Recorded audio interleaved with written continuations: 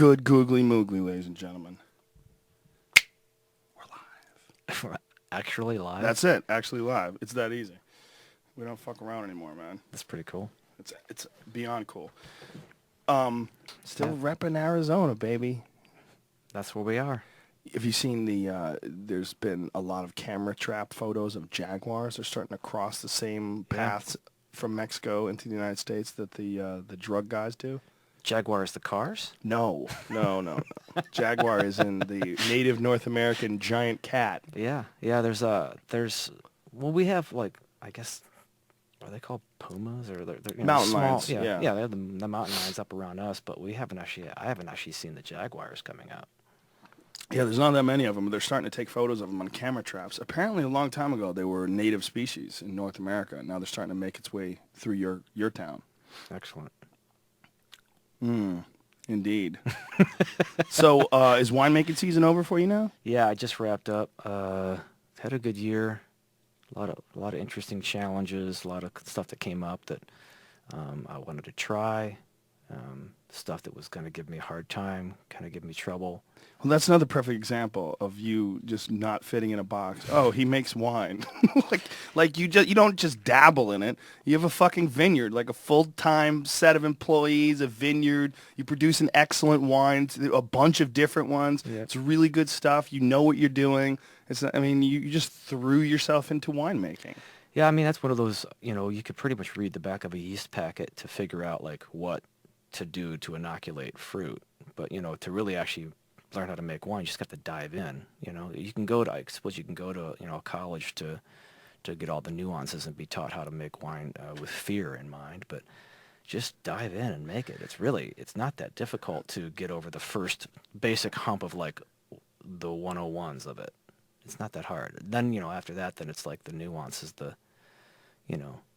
upper percent of just the intuition, instincts, Do you mingle at all with the people in the wine world? Like, do you communicate with other people in the wine industry and go to conferences? I've got guys on speed dial that I know that are world-class winemakers from around the world, and if I have a question that I think that they've seen the answer to, or seen that challenge, or seen that hurdle, I will not even hesitate to text or call or write or email or something, just to go, okay, so here's the challenge here's the thing I'm going to try.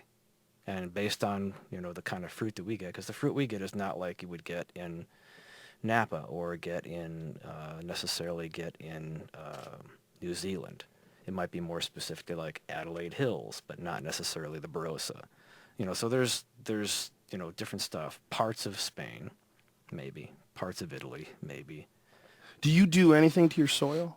Or do you just let it be what it is? And No, for the most part, you have to kind of give give it some food now and then, some kind of nutrients that are not going to like cripple. You don't want to give it steroids or anything like that. But you want to give it something that it needs. If it needs a little extra dose of something. So what do you do? Do you add like minerals or? Yeah. Just if there's something that it's kind of short on. And how would you know? You take petioles. You take the samples from the plant. You take samples from the soil. We have, for moisture, have a pressure bomb that pressurizes the leaf to see how much moisture it actually needs today. Wow. And you give it, like, if it wants 10, you give it 9. Yeah, that's a thing about the grapes for wine. They're supposed to suffer a little bit, right? Mm-hmm. Why is that? It just gets them stronger. I mean, you train jujitsu. That's, there's suffering involved. You're not going to get anywhere unless you are pushed a little bit. Even as a grape. Even as a grape. How many years? Even as a celery, Joe. Even as a celery. I see now. It all becomes clear.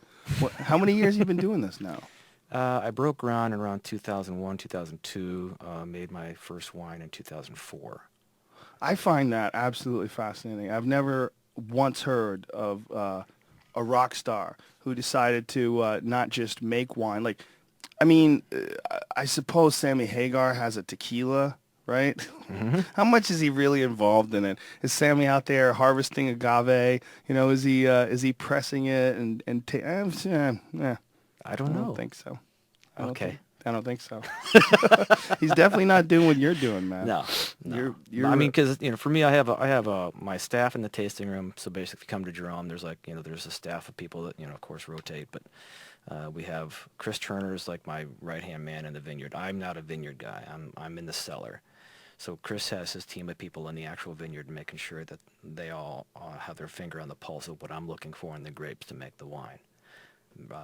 Pressing the grapes, inoculating. So there's not actually a staff of people in the actual cellar because that's my house. Wow. So I don't think people quite understand, like, he can't make it. It's harvest. So one of his employees handle that.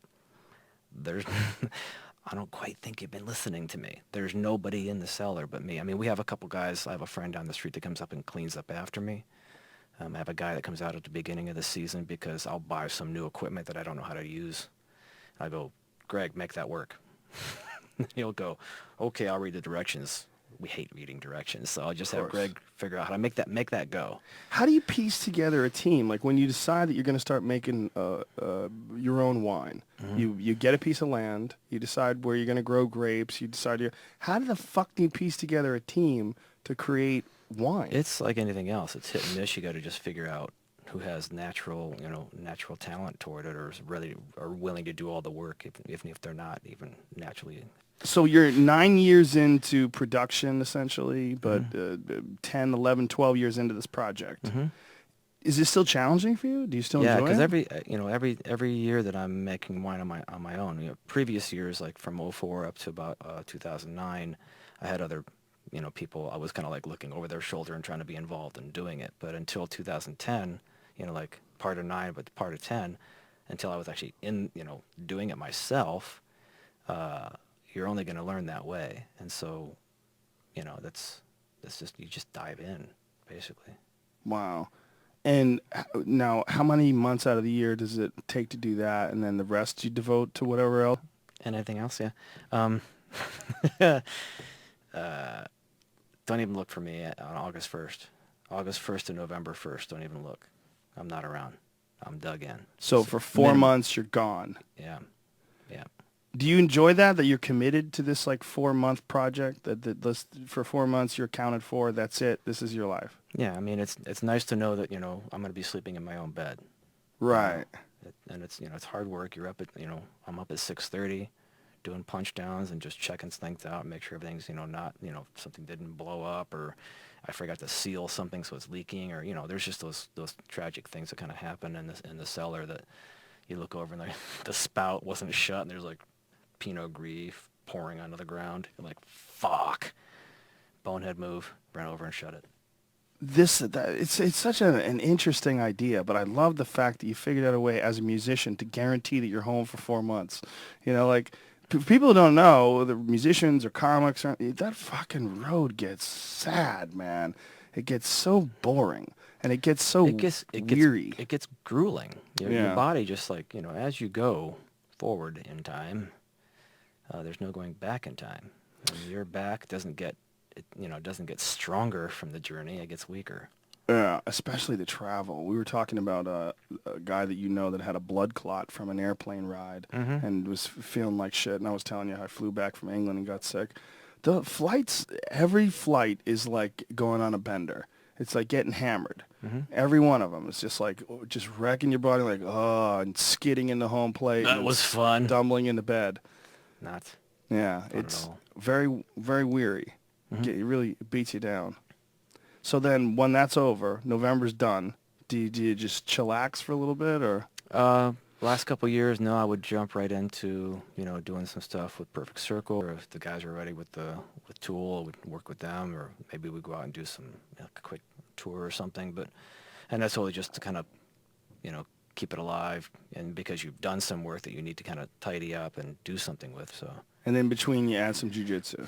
Yeah, that was the fun part this year. It's like poor Matt Mitchell came out to like record some tracks with me, and I'm up at 6, 7 out there doing my thing, and then I would come in and like we try to like work on a song or work on some tracks, and he was helping record some stuff, and then I go, I gotta quickly destem this fruit, and then at 11:45 I gotta drive down the hill because I gotta go do jiu-jitsu from noon to 1. and then I'll be back up here at I'll be here at 1:15. We can do a vocal, but then I gotta press the Chardonnay. He's like, who the fuck are you? And he's known you from long before this. Yeah. I toured with him. First time I met him was on Perfect Circle tour. So what do these people think that have seen you pre-wine and post-wine? Are they like, did they think of originally like, oh, this is just his new thing, he'll do it for a little bit, and then it's probably, it'll last a year or so. 12 years later. 12 years later, how many bottles do you make a year now? I did about, I'm horrible at math. This year I did about 6.5, 7,000 cases in my cellar. Holy shit. That's incredible. Yeah. How many acres are you growing on? In northern Arizona, right now I have planted 40, just under 40 planted, and only about 10 of those are actually producing at the moment. Southern Arizona, my sister company, Arizona Stronghold, I have access to fruit from our vineyards down there. So there's a lot of growers all over the state, and there's growers just over the border into New Mexico as well, just over from those counties. So there's also like kind of a mirror image terrain over in New Mexico with even more established vineyards than we have in Arizona. So 40 acres you're planting on, but only 10 of them you're actually harvesting fruit from? Yeah, and probably by next year I'll see a little bit more from the other 30, and then by 2015 I'll see full production from everything. How does that work? Do you have to do something to the soil? Do you have to just get the grapes used to it? Plant it, and it takes you 3 to 4 years to see fruit off the vine once you plant it. Really? It's a commitment in time for sure. So you plant it, and is it just a matter of it growing, or is it establishing? You want to make sure, and it all depends on what you're kind of going for. If you want to plant like tighter spacing, and set fruit a little earlier on the plant when it's younger, so it doesn't quite get big and it kind of like almost stunt its growth in a way. You get some really concentrated fruit on a smaller vine. But you've seen some that are like these huge old school vines. There's different schools of thought on that. You got guys that pull out everything in 20 to 30 years. They'll just pull everything out and start over because the vine might produce, an eighth of what it was producing when it was younger. And if it's not great, I mean, if it's like producing an eighth of, that fruit and it's fantastic, just undeniable fruit, well, yeah, hang on to it. But if it's not, most guys are pulling it out. Wow. Starting over. Do you find that this whole rotating, process, the whole process of creating this new thing and then getting involved in this completely new endeavor, does that do anything to the rest of your creativity? Do you find that it opens up new possibilities for other things that you create? No, it opens up other stuff because, it's a whole different kind of creativity. And when you're in the cellar and you're just hovering over some of these wines, you're having to be kind of, you have to have the technique down. You have to understand the process that you're going through, but you also have these opportunities to go, okay, I have to make a creative decision right here. There's a challenge that's come in. Something comes in extremely ripe that you didn't expect it coming in extremely ripe because the numbers were just all over the map. The sugars are extremely high, and it's just probably not even going to finish fermenting. It's so ripe. And then you have something come in that's completely underripe, and you go, if I put these together, they're right. They're right at the right number that I want, rather than trying to finish something that's not high enough sugar and something that's way too high sugar. There's little moments like that happen that you just didn't expect and you can't plan. It's just chaos, and you just have to just navigate the chaos. Were you like a big fan of wine before you did this, or is this just something that you just decided to slowly but surely step into? I guess I had a great-grandfather who made wine in northern Italy, but I didn't know that until I was actually planting grapes. Wow. So you just dove in? Dove in, yeah. But I was into wine a little bit, I lived in Boston for a while, so I enjoyed wine with my friend Kurt. He worked at a nice Italian wine shop, so he'd always bring stuff home on the weekends, and he would grill, and I would drink this wine, and, years later go, oh, wow, that was pretty, I think we're drinking some pretty awesome wine. Yeah, I don't know shit about wine. I have a really good friend he's a real connoisseur. He has this gigantic room in his house that he constructed that it's digitally set to a certain temperature, and I mean he has a ridiculous collection. He's in the of LA wine. area? Yeah. He lives in the Palisades, and he's got I mean, he built this room onto his house before Okay. he moved into this house. I mean, he's a nut, and he can look at wine lists and tell you what's good this year, what's not. I mean, he's constantly on top of it. And he took me to a wine testing for his birthday, wine tasting. They brought off different flights of wine, and it was all good to me. But hearing people wine. describe it, it's baffling. The fruity taste, the tannin, the smoky mix. Yeah, but like what people don't really get is you don't have to know any of that stuff. If you have if you know somebody that's owns a cool shop or has a nice tasting room, like Matthew over at Covell. If you just go talk to Matthew about what they have on their list, or go to Silver Lake Wine or talk to Randy or April or George to go, okay, what's open? When you have their tastings, and they just take notes on. You have stuff in front of you, okay? Write down. Did I like it? Did I not like it? Did I like it? Did I not like it? Just write down what you liked and what you didn't like and why. If there's just a couple words like, I didn't like that because of this, or I like that because of this, write it down. And then you just show them, have them write down what the wines were that you had. And not so much for you, but for them. And come back again and do it again for some other flight or whatever. And once you have some notes down, they're going to start to figure out what you might like. And then they're going to go, okay, try this or try this, and then come back and tell me if you liked it or not. I tend to like the fruitier, like a Pinot Noir, like that Mm-hmm. kind of wine. Mm-hmm. And again, don't even gravitate toward the Pinot. Just taste stuff, and then write down what it was, and start kind of keeping a log or something of what that was. Because if you have a pretty good intuitive person working at one of those wine shops, they can kind of go, okay. Having poured you, 100 little tastes over the last couple months, we've narrowed down what you like. Do you see yourself going into whiskey next? Dude, I love Angel's Envy. Angel's Envy? Was that a What plug? is that? I can't. Can I plug? Sure. Whiskey? Okay. Why not? Yeah. What is it? It's a mellow bourbon aged in port barrels. It's super mellow. In port barrel. So they take the Older port. take the port, it pours out, and then they make the biscuit. Wow. They buy the barrels from somebody. How does that affect the taste? Like, what is it supposed to do to the taste? Couldn't tell you. I'm not a whiskey guy, but I like that one. That's it right there, Angel's Envy. There you are. Hello.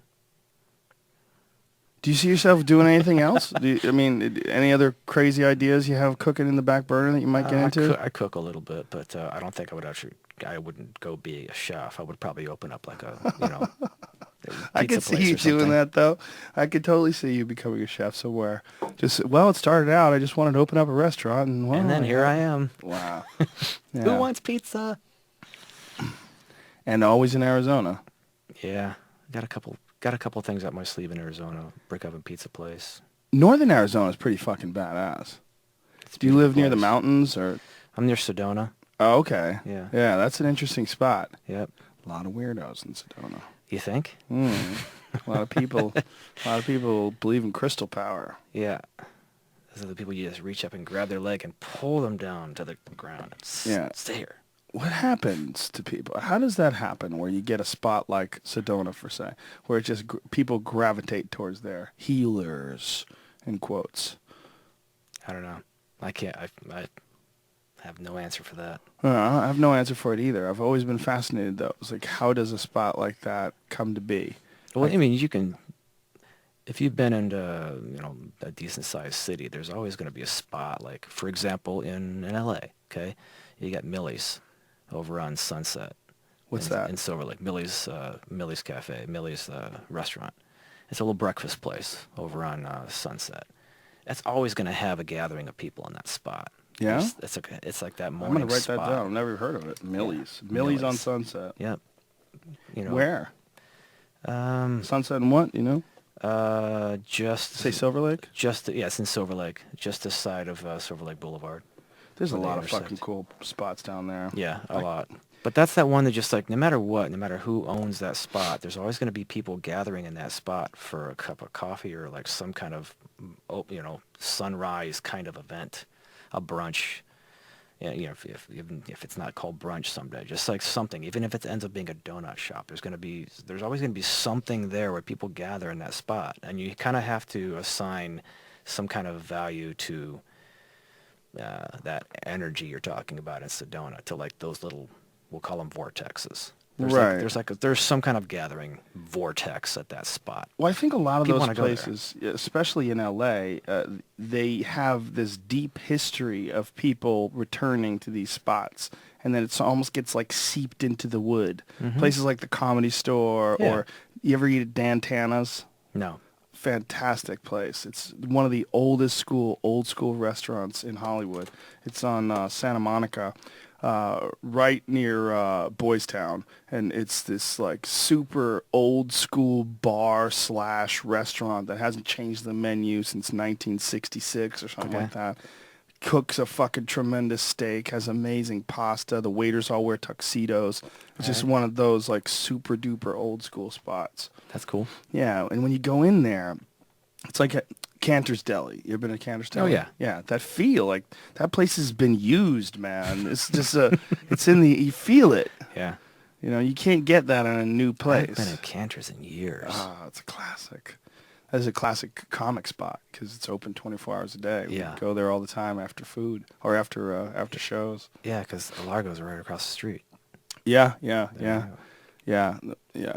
LA has so many of those really cool old school spots that have just been around for so long. So I think back to our Sedona conversation, it's probably some version of that where those spots just kind of have that energy. And, just in general, I was driving to LA from kind of the Sedona, Prescott area, and I forgot that the Yarnell fires, they had kind of had the road closed off, so I couldn't go that way. But I thought, a month had passed, and I figured everything was fine. It wasn't fine yet. So I get to a certain spot, and there's, of course, a guy standing there going, "Psych, you can't go this way." So I had to backtrack, and then I kind of took another route that took me farther, kind of backtracked west-ish, and kind of came back in. And there's an area out in that way where it's that kind of Sedona place where you go there, but there's no people. There's no cell signal. There's nothing. It's just these crazy moon rock, setting with these Joshua trees and cacti just as far as the eye can see. And it's like these crazy rolling hills through this. It was like the coolest hour and a half, added hour and a half to my trip. It was completely worth it, just because when you see that kind of place, you can see how somebody who, when Sedona isn't there yet, you can see how somebody would go, I want to start something here. There's an energy here that I want to Did you see that video of those dopey Boy Scout guys who tipped over those 100-million-year-old rocks? Did you see this? I think it's called Goblin Canyon. There's an area of Utah that has these incredible Did they find the rock bodies? They made a video, these dumb fucks. They made a video of pushing over this 100. Did the rocks fall on them? Unfortunately, no. Do you see? Is it too pull late? it up. Yeah, it's too late. I don't think you can glue it back. But What I mean, is it too late to kill them? I didn't say that out loud. I did. Yeah, they're too stupid to be held responsible, unfortunately. But they did get fired from the Boy Scouts. Which, yeah, that sucks. But the point is, it was one of these really cool ancient structures where it's this giant, like, top, like a mushroom cap almost, and it's just all this wind and sand has eroded it to the point where there's just like this little peak that's holding this thing in place, and it was so fucking cool looking, and these tools just decided to tip it over. Did you find it? Ads on everything. What's that? There's ads on all these videos. There's ads on them? Of course there are, because it's what happens when a video gets 10 million hits in a week. Whoops. Yeah. No But- worries there for me. Those structures are so cool, though. It's so interesting when you see like something that's been created by hundreds of millions of years of erosion. I was in a cave in Colorado. There's the thing, these things. So that's 170 million years old or something like that. This structure, and these fucking idiots push this thing over.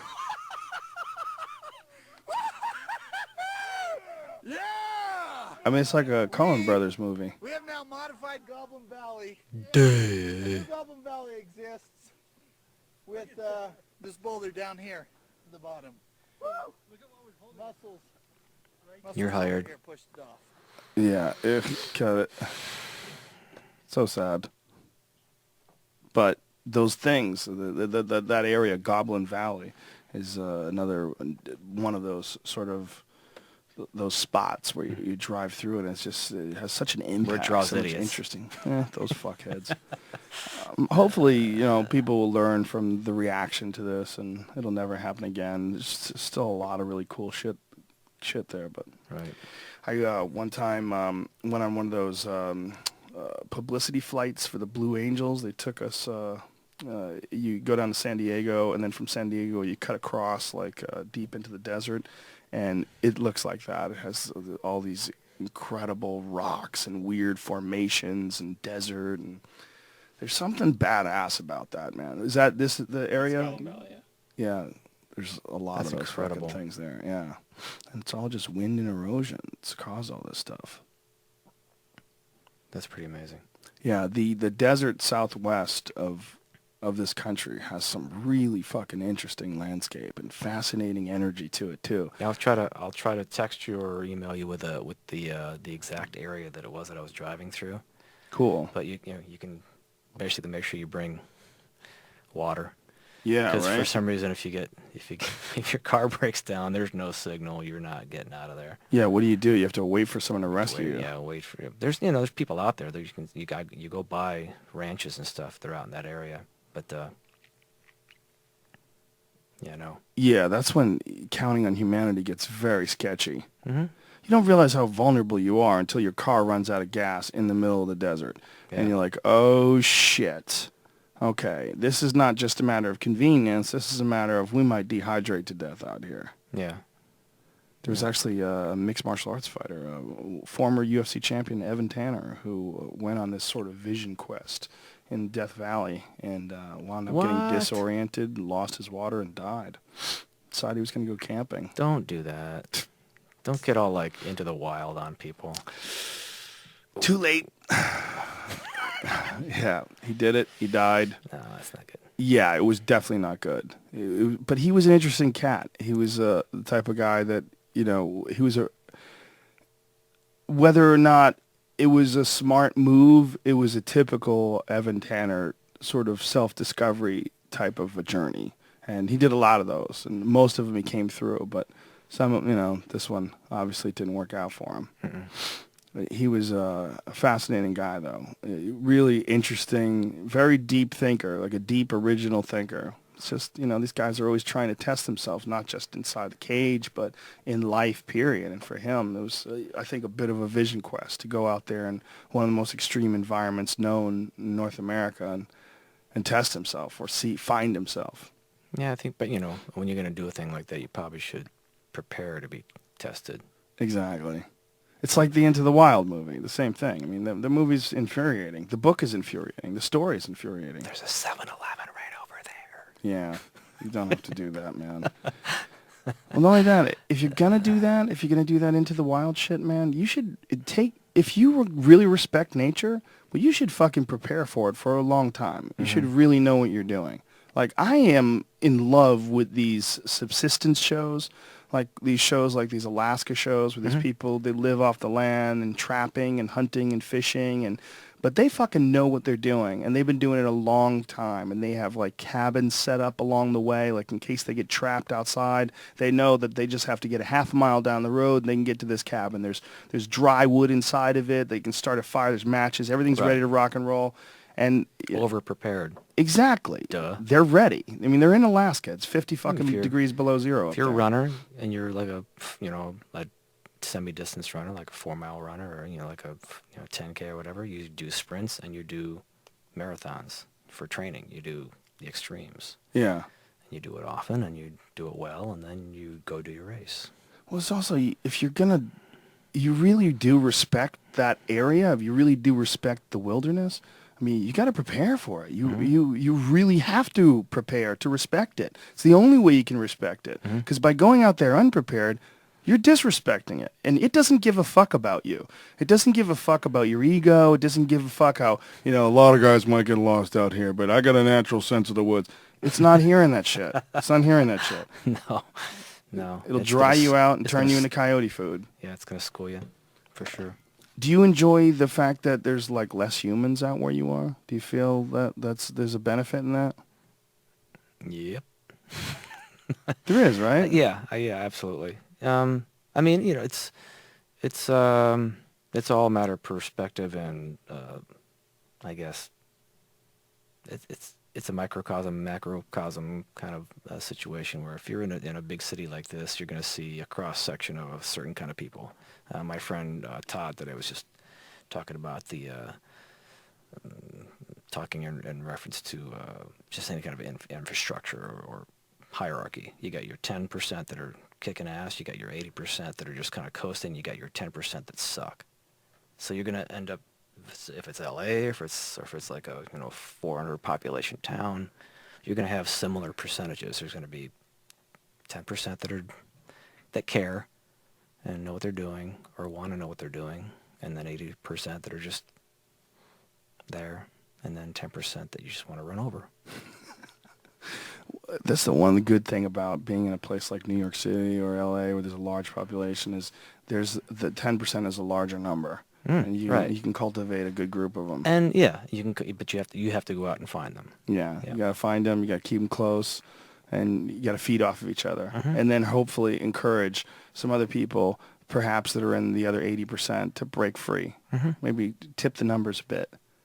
I agree. When you die 75. Because we're all capable. We're all capable of, learning, doing. Do you feel a responsibility for that or towards that as an artist? Do you ever feel like because of what you're doing, because of you're so motivated, you get so much done, you have so many different projects going, do you realize the impact of that? Because a lot of people are inspired by the not just the work ethic that you have, but the how much quality shit you produce, whether it's wine or music or. I appreciate the compliment. I think you can't really worry about it. You just got to do what it is you're doing, and for me, I just have to do what I'm doing. There's a sense of responsibility for the art or for the process, and just for myself. I care about what I'm doing. If I start caring about what you think about what I'm doing, or whether it's going to be helping you, then I'm an assisted living employee.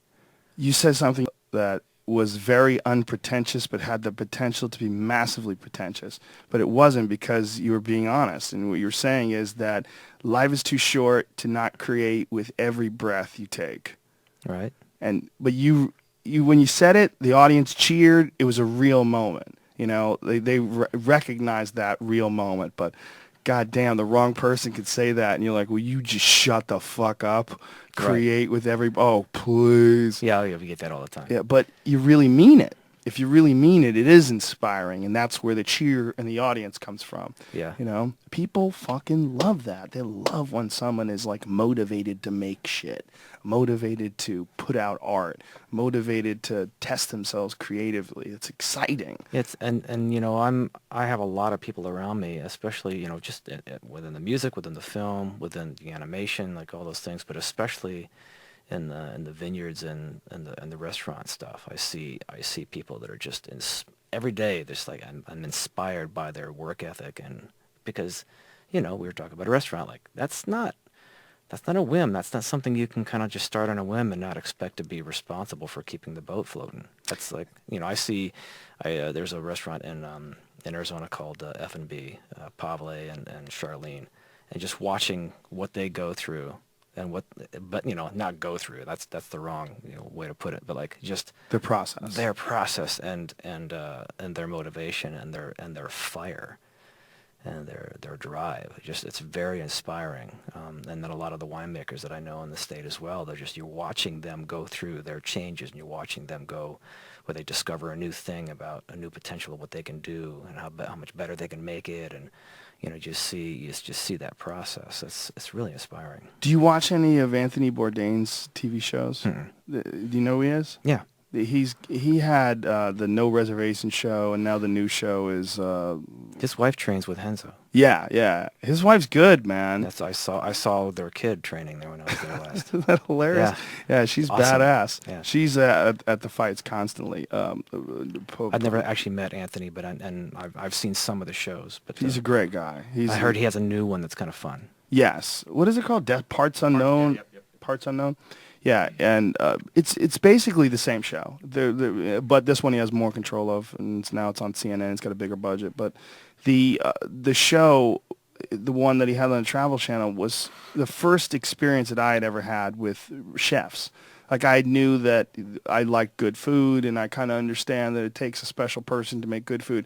But I'd never understood how intensive the process is or how creative the process is. And, I mean, he explores some really boutique restaurants where these guys grow their own food, hunt their own meat.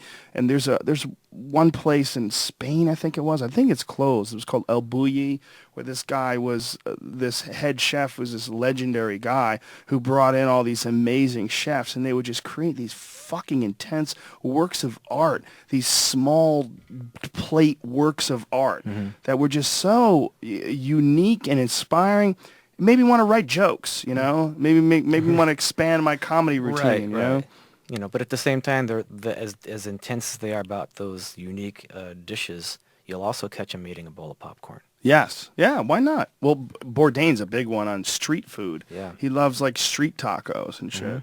I mean, why not? Why be pretentious about it? It's all about the full spectrum of these. Kind of like that film, Perfume. What is that? Was it dubbed? Yeah.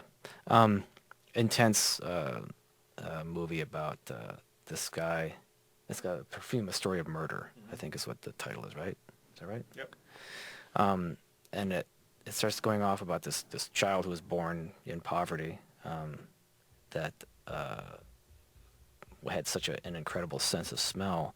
He didn't differentiate bad smells from good smells. He just could smell everything, and he was very good at like deciphering all these smells. And you know, so I'm not gonna spoil it for you. You gotta see it. I'm not going to watch it. You can spoil it. It's awesome. Is it really good? Yeah. Trailer for it. Oh, this is the trailer right here? It's pretty awesome. It's pretty intense.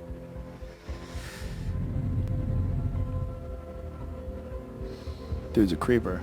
He's a creeper. It's got I think it's got Dustin Hoffman in it. I read about a polar bear today that they train, or a dog they train to smell if polar bears are pregnant. You have to. Just stop and think of that. How specific is that? A dog trained to tell if polar bears are pregnant. So it, like, does he just kind of sit around, almost like a firefighter, kind of wait for a fire? Das Parfum. Ooh. Good movie? You recommend that? Yeah, I do. Okay. I'll get something. I got to fly to Kentucky tomorrow. I'll throw that bitch on the laptop. It's pretty fun. I think you'll enjoy it. If you don't enjoy it, I'll recommend another movie you won't enjoy. Okay. It sounds like a good deal. A dog that can smell if a polar bear is pregnant.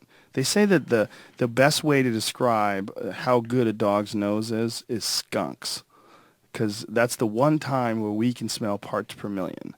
A skunk is the scent is so strong that we actually can catch that scent from blocks and blocks away. Yeah. Very much like a dog can smell things. Okay.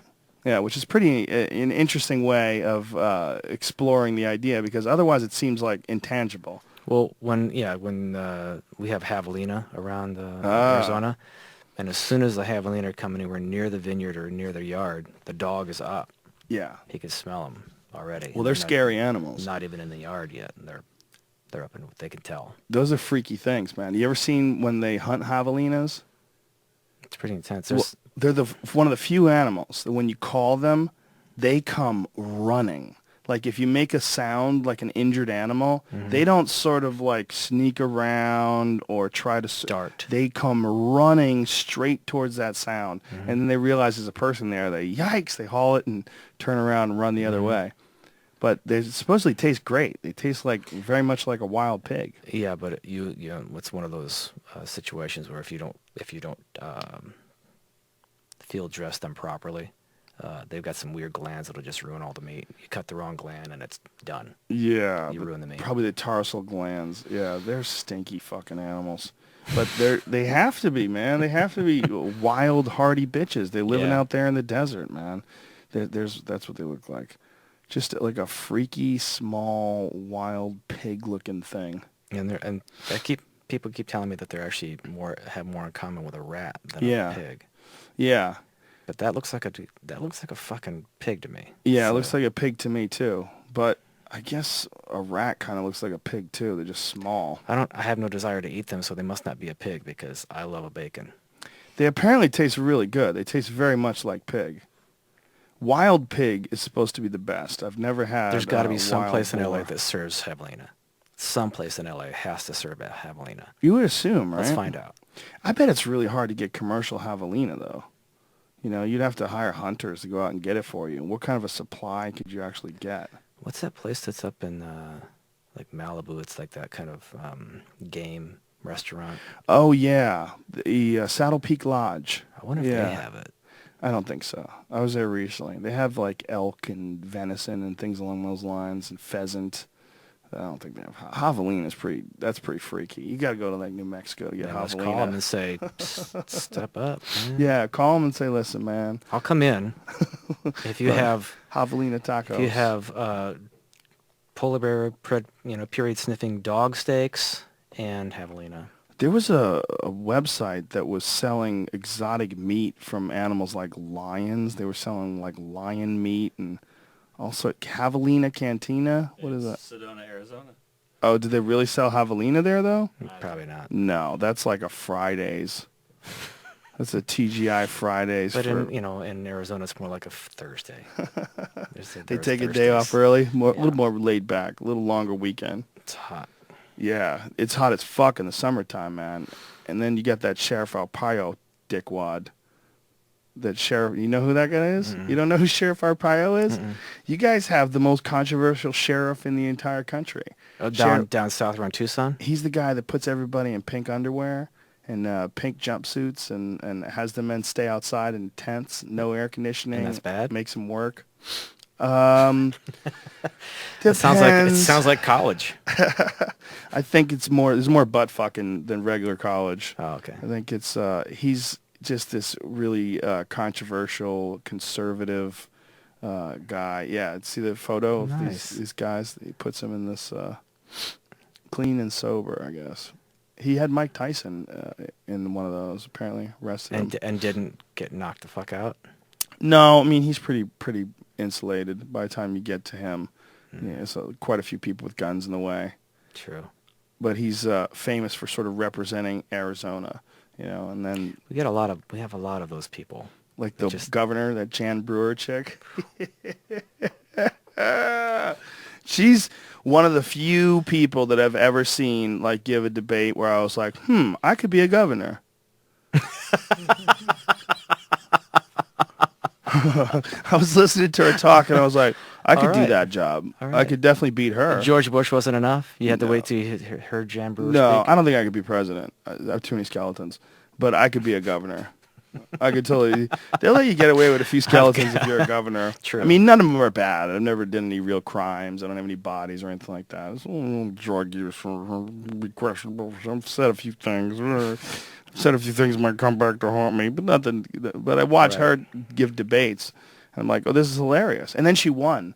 I mean, I watched a debate where she was just And then you realized you could absolutely win. stumped. Yeah, I realized I could beat this chick. All I have to do is prepare a little. This ain't hard. How the fuck did she win? How is she your governor? How is that? I don't know. You didn't vote for her, did you? No. How far away is the place that you train jiu-jitsu? Is it a real town? Yeah, it's in Cottonwood. So it's small, small dojo.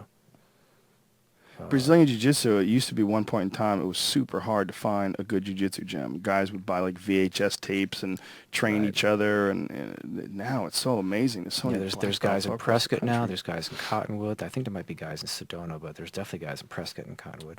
Well, Arizona itself is a huge hotbed for mixed martial arts. Mhm. You know, you've got the Lab, which is where Benson Henderson comes from, John Crouch's place. Then you've got Power MMA, which is where, you know, Aaron Simpson, CB Dalloway, a lot of like big name MMA fighters. A lot of guys come out of You got Arizona. the Megatons studios there. Yeah.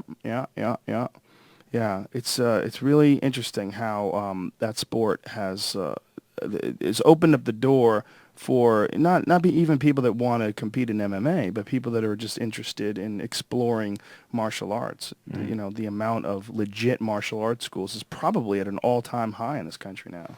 Yep. Oh, yeah, I would agree with that. I just got back from training with my friend. I hurt my wrist. Derp, derp, derp. How much training do you do when you're on the road? Do you like On the road, it's harder, way harder. I mean, if we have a day where we can go in and train, and we have like a nice day off or a day off, 2 days off, then I can risk it.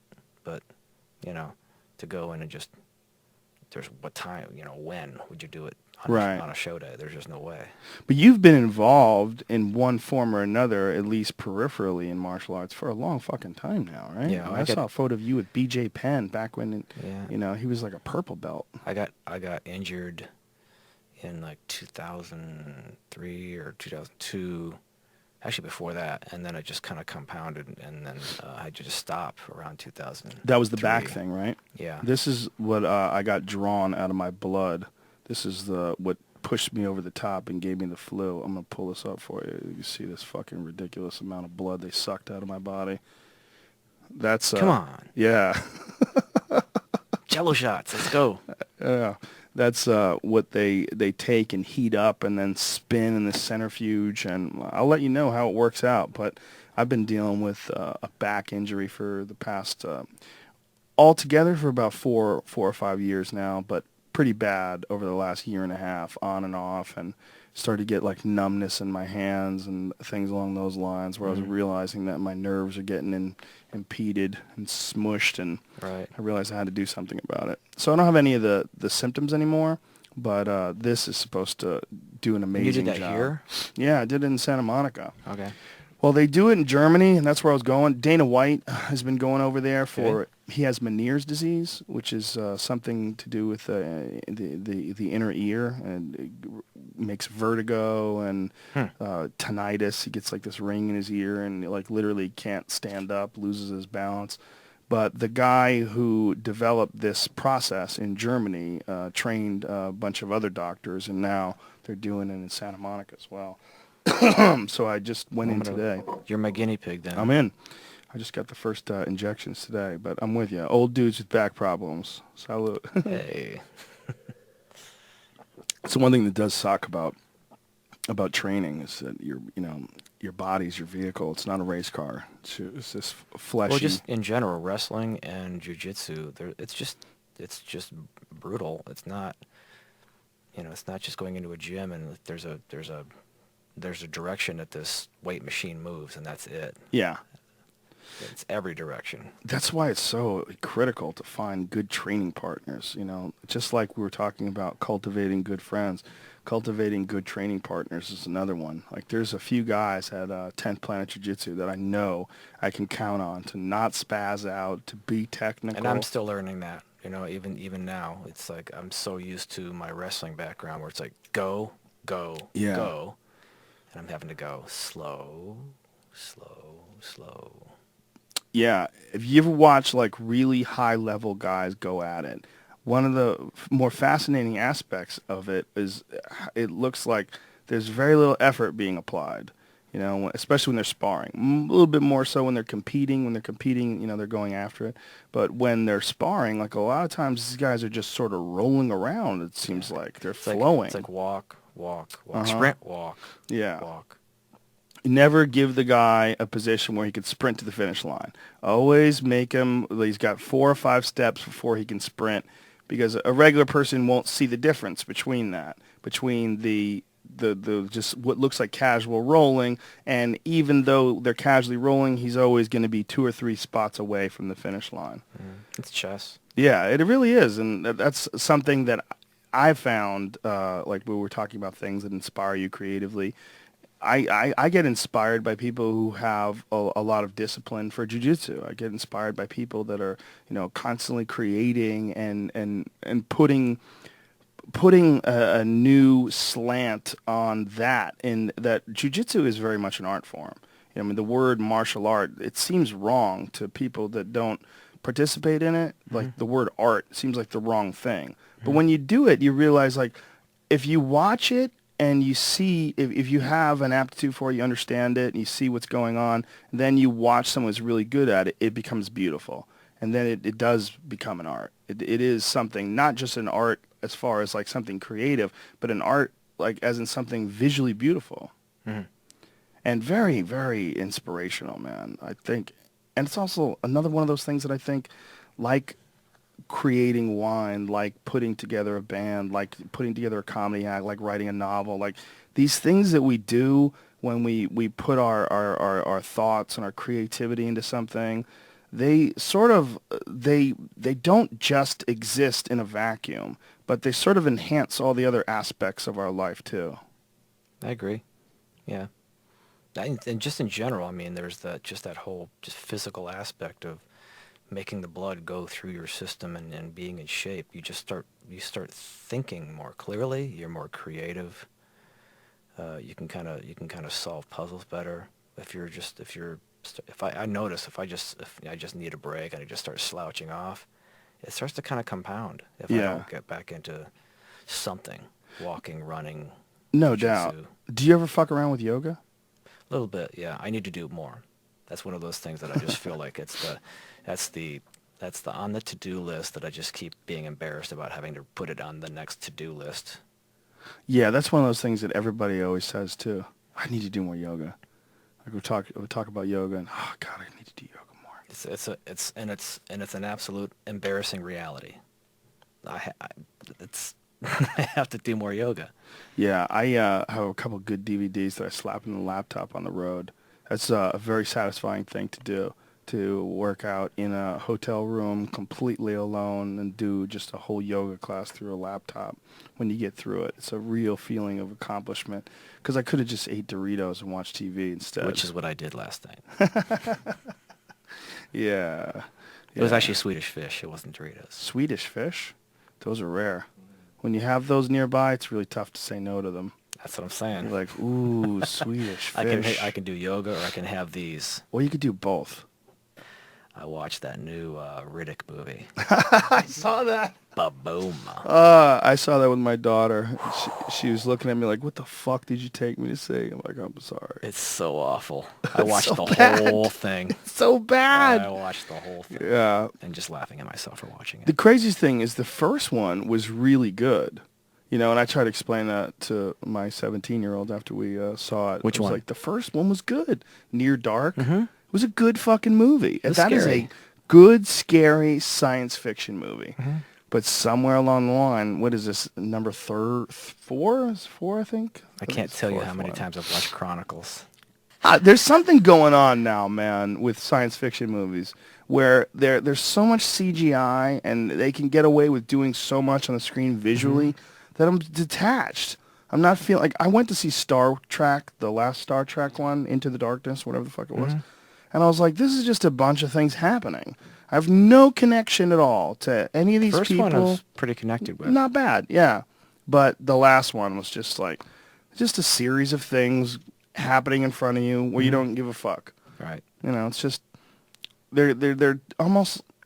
I guess it comes down back to the art. Yeah. Part. If you see somebody taking even a mediocre script and just running with it, like you see when you see an artist kind of being able to tell those stories to where you just believe it. Like, Yeah. I don't know if I used this example with you last time, but I just saw it again this season of Sons of Anarchy, watching Kim Coates fully get an erection over Walton Goggins in drag. And it's just, it's, Walton Goggins has fake tits, and he's, like a mess because he's trying to get his son back, and, the lipstick's all smeared, and like, Kim Coates is trying to figure out how he's going to date this dude. It's just such an awkward, but they completely sell it, like all the way. You're convinced, like, that he loves her, and it's like, not a her, it's Walton Goggins and with fake boobs. There you go. That's hilarious. I haven't given that show a try chance. to find a shot of Kim Coates staring at her. It's incredible. And now, is he supposed to be a transsexual or a transgender or a transvestite? I think she still has her previous equipment, but also has tits. So are the tits, those are their implants, Yep. or are they hormones? Implants. I don't know. Really big. They don't I specify. don't know. Probably They don't really implants. say, I don't think. Yeah. But, The only thing that'll throw you off with those things is the dimple size. Men generally don't have the right nipples for boobs like that. So when you see them and they used to be a man. Can I go? Just trying to give you advice, bro. If things get dark, don't get sensitive. If shit gets weird, the transgender community is there for you. You sound like you've done a lot of research on this. I have, unfortunately. I'm fascinated by gender identity. I'm fascinated by people who decide that they... Well, then you'll love, and you can see why they brought, there he is, he's got his arm around her now. Wow. That's awesome. But you can see why, when it first came up, they were just using this tranny to blackmail a dude.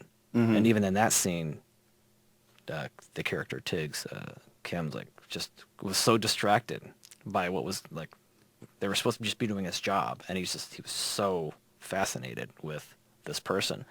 And you could see why the writer put him back into a later season, because anybody who's watching that show went, bring her back. That was awesome. And now he's Oh, wow. ba-boom. Oh, wow. How did they do that? So that's the dude from The Shield. Yeah. Oh, that's hilarious. Yeah. And Justified. I'm missing out.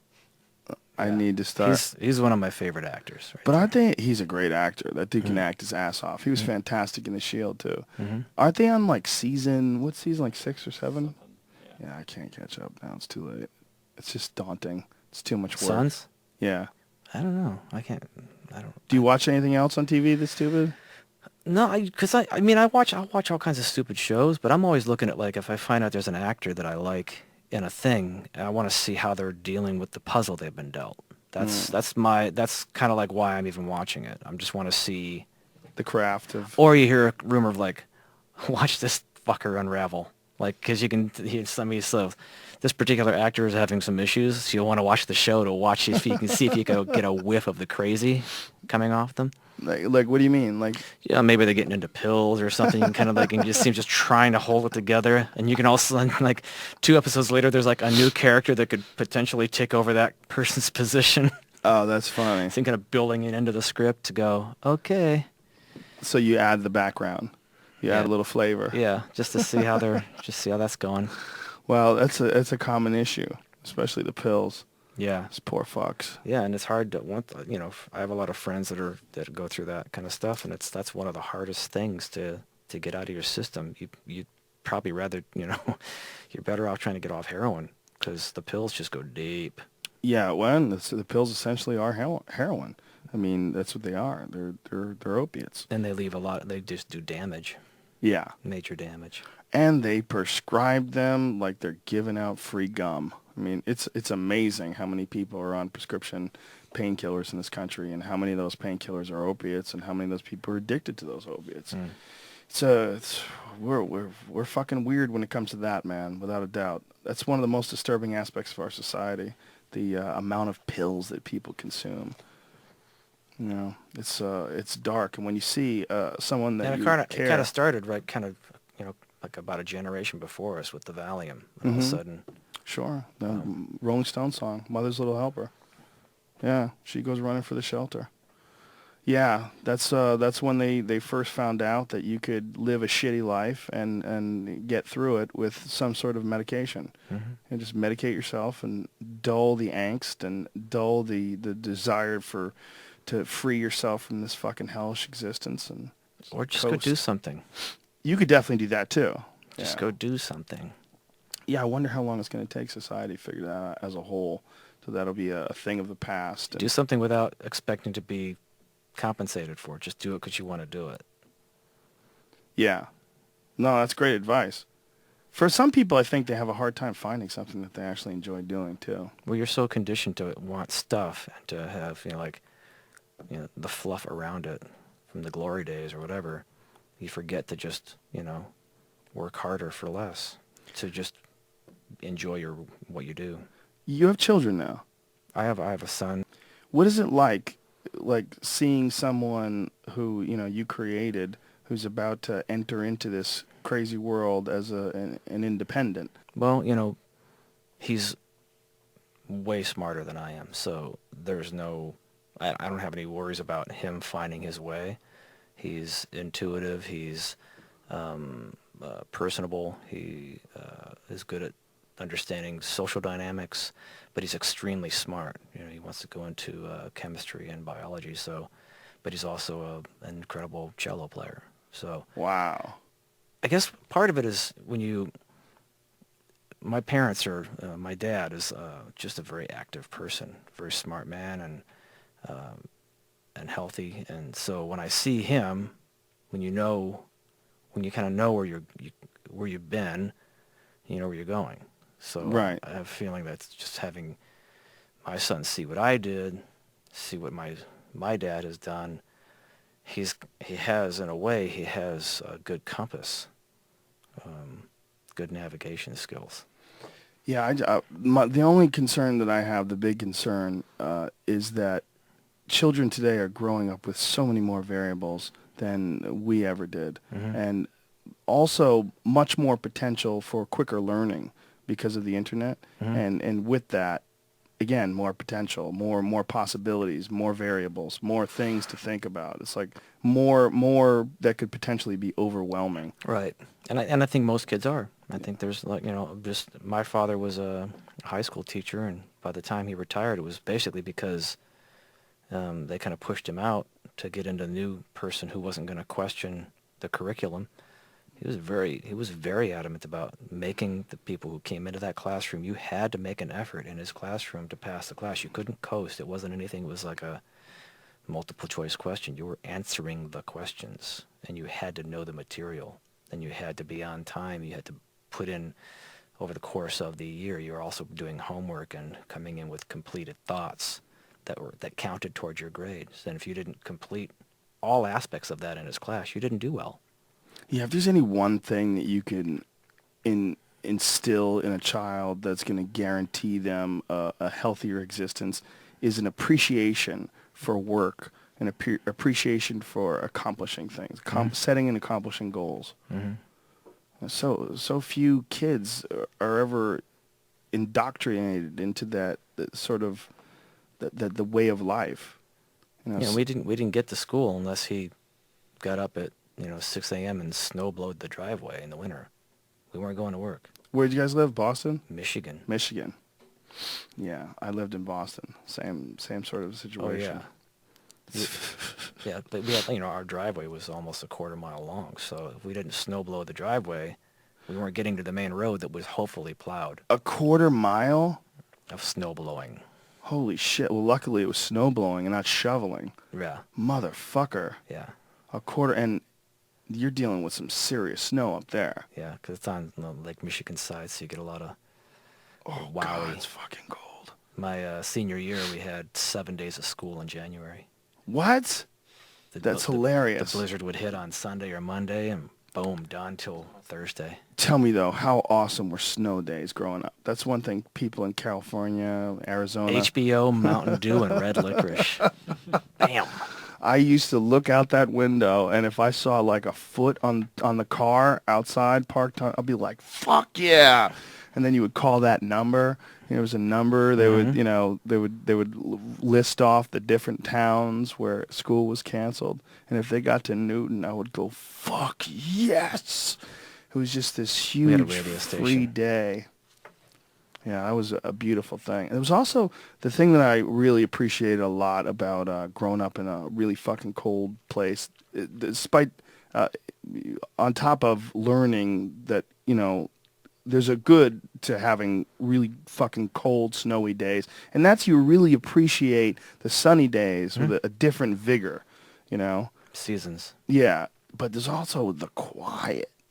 There's a weird quiet when everything's covered in snow that I don't think anybody will ever appreciate unless they experience it. Oh yeah, it's amazing. When you're out there and it's like a full-on snowstorm and there's just a foot and a half of snow on the ground, the trees are covered with snow, you don't hear shit. It's this weird, eerie, ringing silence. Yeah, because it's a different. If it's a rainstorm, of course you're hearing rain. Yeah. But just that floating snow, big chunks coming down, it's almost like an incredible sound barrier. Yeah.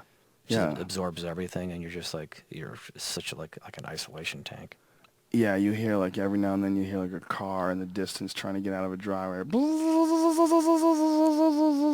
Or your Spinning neighbor its yelling, wheel. "Fucker won't start." Yeah, I grew up in this area that was across the street from a river, and it was a fairly rural area, and this giant park in the river was across the street from my house, and the street was pretty steep, and every time it would snow, or especially if it would rain, the street would become a hockey rink. And I would watch cars drive down the hill, and just right when they got to my house, they'd be losing control and just Zero. bouncing off curbs. I think there's something to learn about that. And there's something about dealing with weather that I think is healthy for a person, healthy for your character. Well, I haven't driven a car in snow in decades, like for any length of time. But in Jerome, we get snow in the winter, and it's amazing to me how people just cannot drive in it.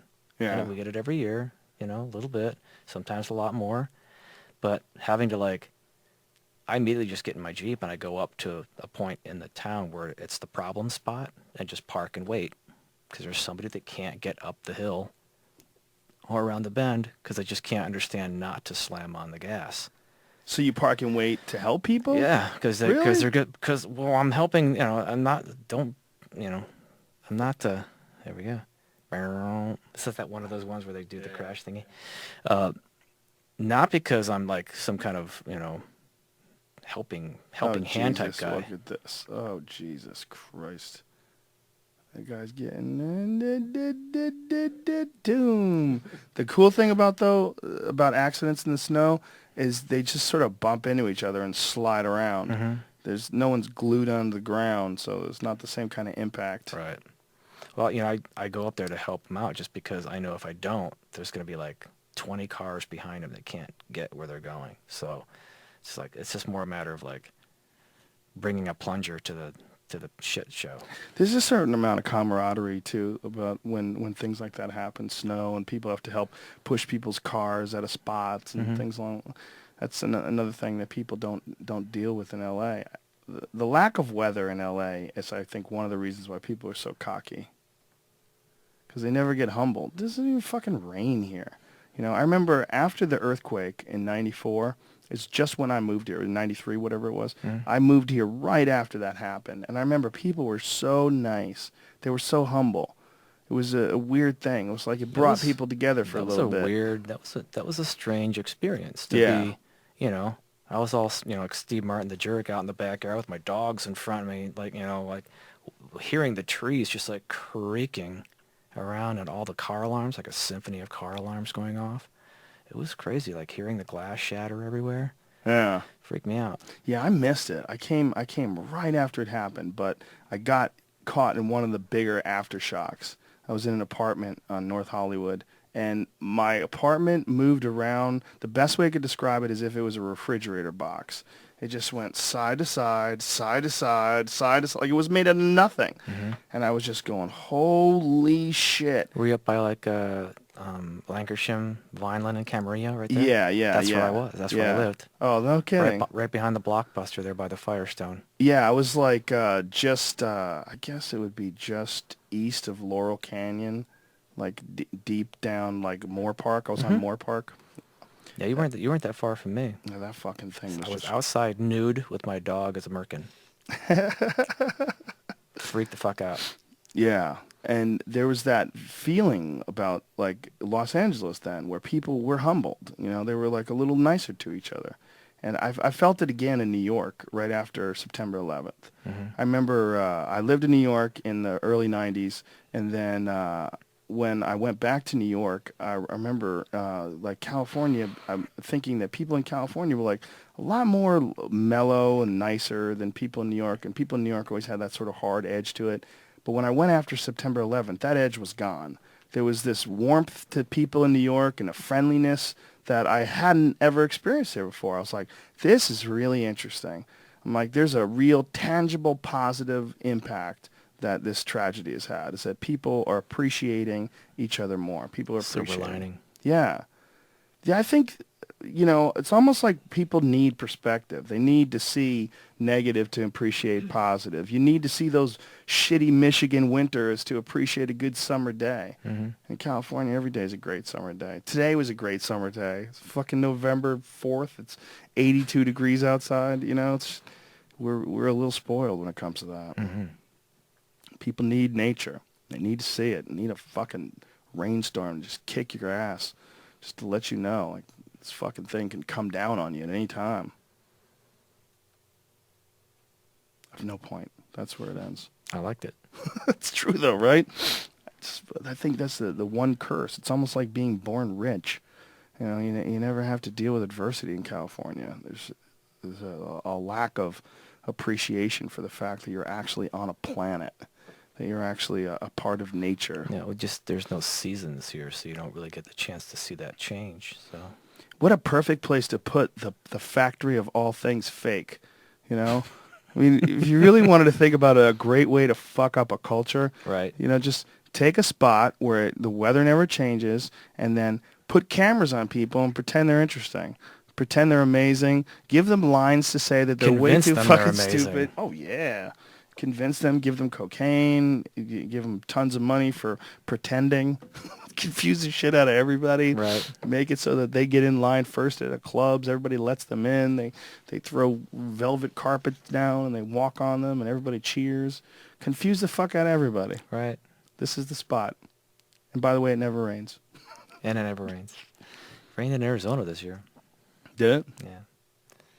Got a lot of good rain. Yeah, Arizona doesn't get much props, man. It's not like when people talk about the cool spots in this country, Arizona doesn't get much props. Unless you're on a Vision Quest. Unless you're on a Vision Quest. Unless you're looking for some solid peyote. Yeah. Some San Pedro cactus and a good sweat lodge. That's for you. Try to find your spirit. That's for the kids. That's for the kids? I don't fuck with that peyote. I've never fucked with peyote. I've heard mixed reviews.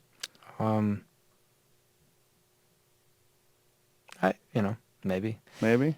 I had a bald friend who had a good experience on it. Oh, yeah? Mm-hmm. Did he look like you? A little bit. Not then. Not right then. Yeah, I've been more of a mushroom guy myself. Mushrooms and tryptamines. But, hey, I would snub my nose at no peyote. Peyote's a weird one, too, because you can actually legally own the cactus. Not just own it, but you can buy it at hardware stores. You could go to Home Depot and get San Pedro cactus. And I'm pretty sure that's how you make it, right? I don't know. I was with some indigenous people who invited me into their ceremony, so it was quite a special moment.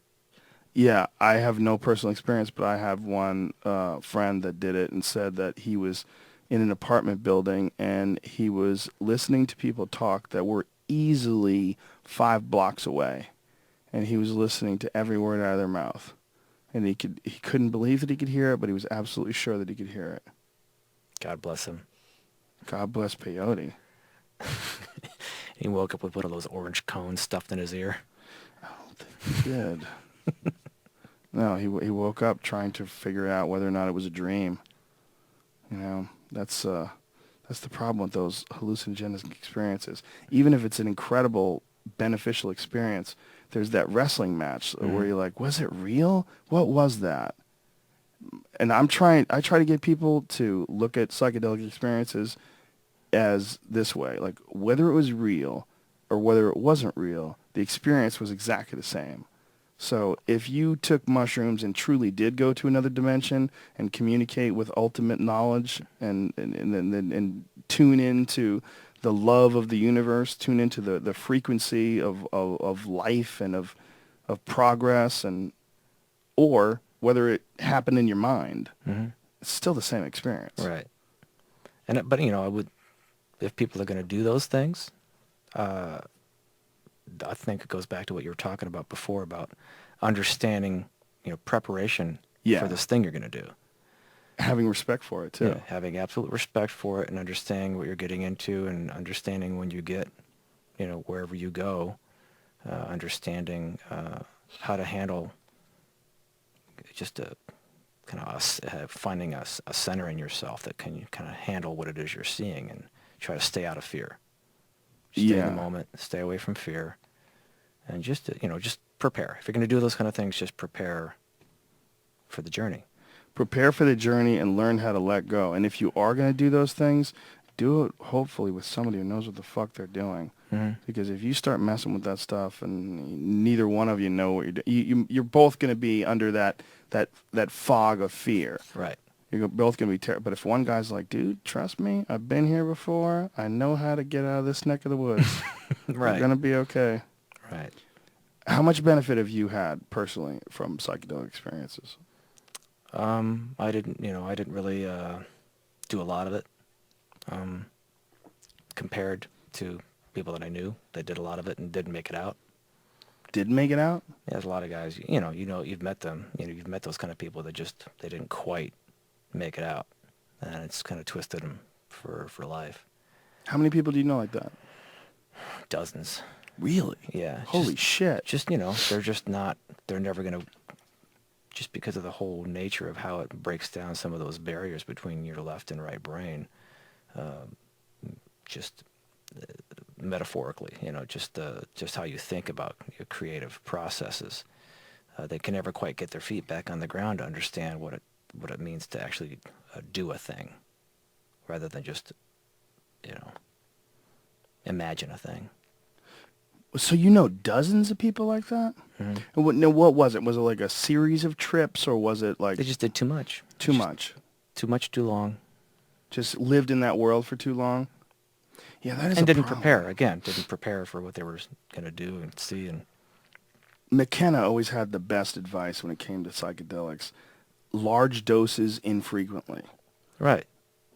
And prepare. Yeah, prepare and don't do it all the time. Do it and then process. Mm-hmm. Figure out what can you get out of this. Yeah, because again, it's contrast. Whatever journey you took, even if it's not on the psychedelics, even if it's like just some entire, you're gonna go for a month to be silent in some spiritual place and introspection and do a fast or whatever. You don't want to do that like 12 months out of the year. They don't have any contrast with anything. Just go do it, get intense about it, prepare for it before you go, and then be ready to take a while to come out of it when you are coming back, and then you live your normal life. And do you feel like that, like when you're creating wine or when you're putting together a DVD or when you take on a project, that you're kind of on a journey like that as well? Absolutely. Everything that I've done there's been some element of preparation attached to it. It's not something I just dive into. And then every time those things are accomplished, there's this feeling of reinforcement of the process. Yeah, I mean, everybody has a way to trick themselves into thinking they're right, or kind of consistently put a particular process in to get some result back that reinforces the behavior. But aside from that, if you're just preparing properly, there's definitely a satisfaction from coming from even the happy accidents along the way, things you learned that you didn't think you were going to learn, stuff that was actually a challenge that you hadn't prepared for but you managed to get through. Those are the kind of things that really kind of make those results satisfying. Do you intentionally seek inspiration, like through books or through documentaries or anything? Not intentionally, but just I'll be reading a book or an article or seeing a film, and somebody will use a word that resonates on some level, and I go, ooh, I'll write the word down. Then I might build something on that word. So But it's not just right now. I mean, could be 2 years from now that I come back to that word. right. So it's just following your own curiosity or interests, and that eventually leads you to inspiration. Right. I mean, if you're into physics and just geometry and general chemistry, there's these structures that are already there in terms of the relationships between numbers and shapes and angles and just molecules. And they're very similar in respect to just emotional experiences, just life experiences, even just the journey from an infant to an elderly person. There's very common angles and structure and commonality between those experiences that can resonate. So if I see a word that for some reason resonates with me at the age of 35 or 40, I write it down right away because most likely there's some kind of geometry or resonance with that word that's speaking to me at this age in this stage of my life that I should pay attention to. So I'll write it down and I'll explore it more to see if it is in fact something that wouldn't be relevant when I was 20, might not be relevant when I'm 60, but it's relevant now. So I'll look at it and I'll build on it. Yeah, that's an interesting thing about getting older and the ideas that you come across. These ideas are sort of cross-referencing with these other experiences that you've had in your life up to this point now, and now it resonates. Now it makes sense. Right. Whereas at 21, it didn't mean a damn thing to you. Right. A documentary on a guy making sushi when you were 21 would be like, what the fuck am I watching? Right. But when you're 41, it's like, oh, okay, this guy is now I kind get of it. obsessed with this art. There's something to this. Right. This guy's making swords. Look, he's making this. He's folding the metal. I Yeah. watched a whole documentary on this guy making traditional style samurai swords and the incredibly intensive, laborious process involved in folding steel, hammering it down, folding it, hammering it down. Fascinating shit. Yeah. And that, like everything else, it's all just And there's no skipping any steps in that. impossible. Like weaving a rug properly. Yeah, making your own fucking clothes out of thread. Yeah. Weaving threads together. Like they had to do that. That's what they did. Mm-hmm. There's no other way. I watched this documentary on indigenous tribes, Inuit tribes, creating fishing nets, and that it would take them a year often to create one net. A fucking year.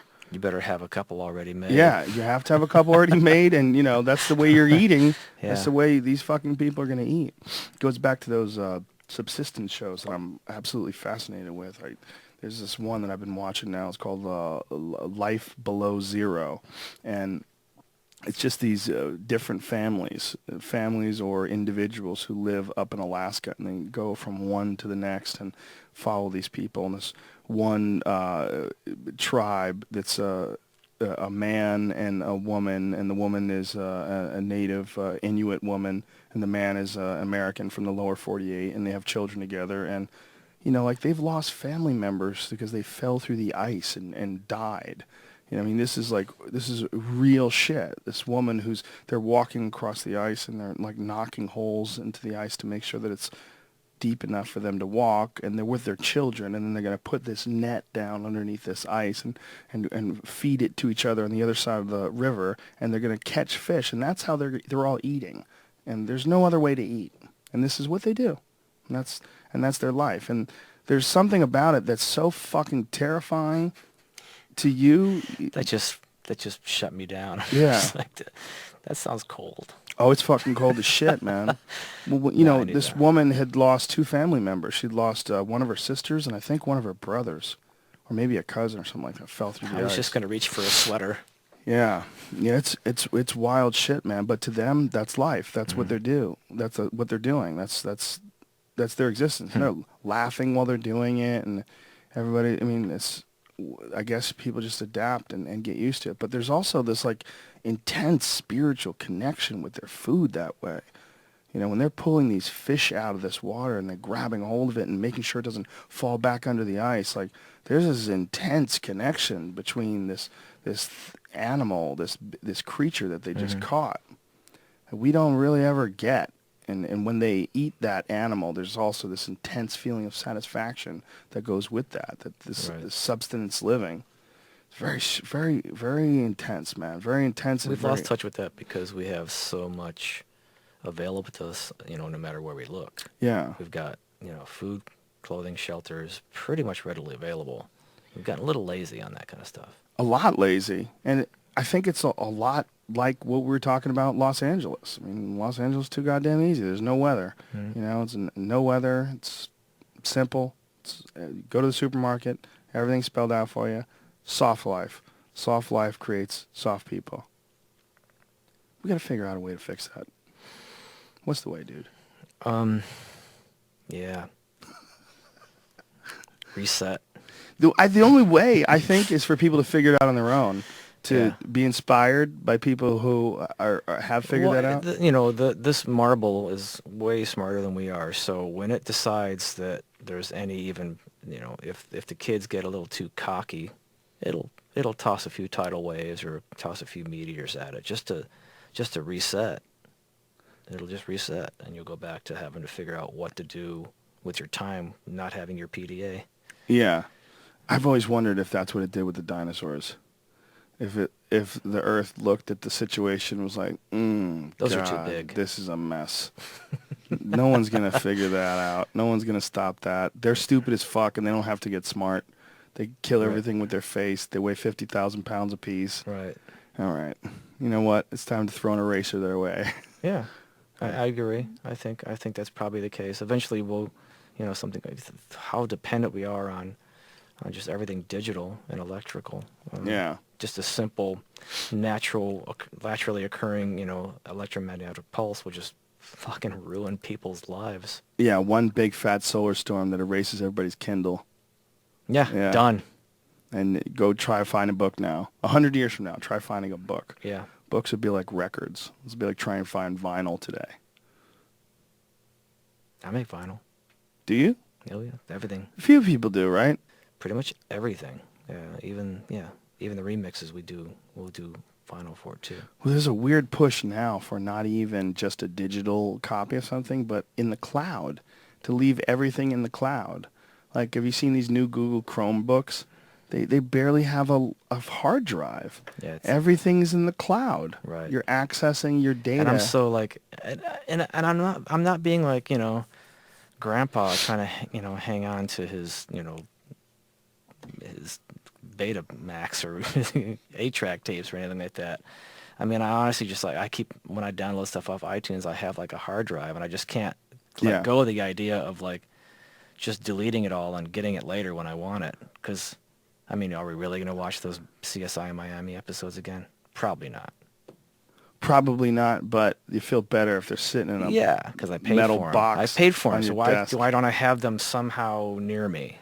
I'm not willing to accept the idea that everything's in the cloud and that it's secure either. That's the other thing. I mean, they want you to put all your photos in the cloud and contacts in the cloud. That stuff I was like, nah.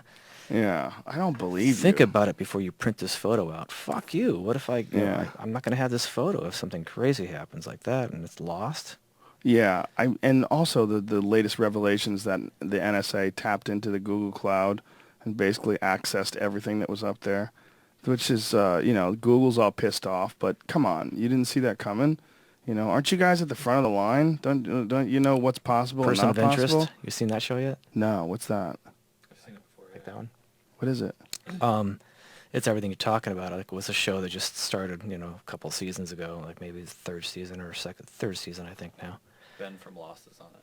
Oh, really? Yeah, and it's all about him having been the engineer of this computer that was predicting national threats. And it takes everything. It takes every camera. It'll access any camera that has, you know, that's in the system. The cameras on your phones, every microphone, and it puts together all of this data, looking at all the digital information. and predicts like national threats. But the trick, the whole trick of the story is like nobody really knows about this thing at all. It's so self-contained that it inserts this information into studies, or when they're looking at somebody. That was two weird people. That was Ben from Lost and Jesus. That was Jim Caviezel. Yeah. The Passion of the Christ. Yeah. That fucking nutty dude. That dude thought he was Jesus. Is that Candy Alexander in the back? No way. Benjamin Button's mom. Oh, okay. Wow.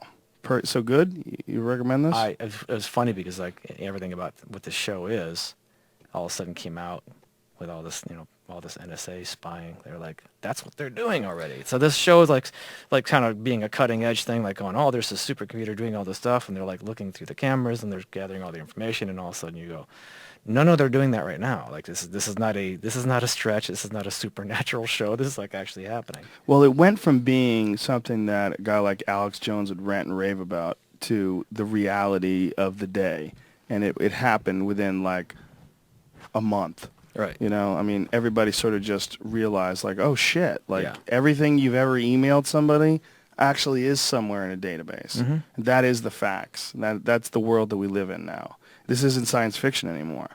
That off-color photo you sent me? Shh. Dude, I told you that wasn't real. Does that freak you out? What do you think this is going to lead to? This dissolving of privacy. I don't know. Part of me says like I'm not really that important that I'm too worried about anybody looking at what I've got. The government like sifting through my crap. There's nothing of. Yeah, I agree in that personally, but I also see it as something that's very different than I think what people are realizing. I think everybody's worried about their personal privacy, and people are worried about not just their personal privacy, but the government being able to access their personal privacy and to be able to look into their photographs and read their emails. And I get all that. But I think that ultimately what we're dealing with is a dissolving of boundaries between people and information, and that it's going to be there's going to be some breakthrough one day, whether it's some ability to read minds or some new way of connecting people, some new way of separating boundaries. That's going to make this seem like a joke. That this is just basically one more step in this never-ending trend of a dissolving of boundaries. Mm-hmm. And I don't know. Yeah, I don't. Again, I don't know. The other side of me is like, don't be looking at my emails. I don't. That's just my personal stuff, and you have there's nothing of interest there for you. I think I've done my part for society. Why are you looking at my bung? Yeah. I think, the people that are doing it too, that's one of the weirdest things. Like this Edward Snowden thing, when it came out, it was, they were trying to discredit him, and they're like, this high school dropout, Edward Snowden. And you're like, wait a minute, man. Didn't you guys hire him? Like, you're making fun of him now, but right. This is your fucking employee, man. And he's telling everybody that he had access to everybody's email. Not just encrypted, but could actually fucking read them. It wasn't just metadata. He could actually go and read your emails. Right. And he was a high school dropout? Right. Like, who else is working for you guys? Right. Like, who gets these jobs? How do they get these jobs? Like, the questions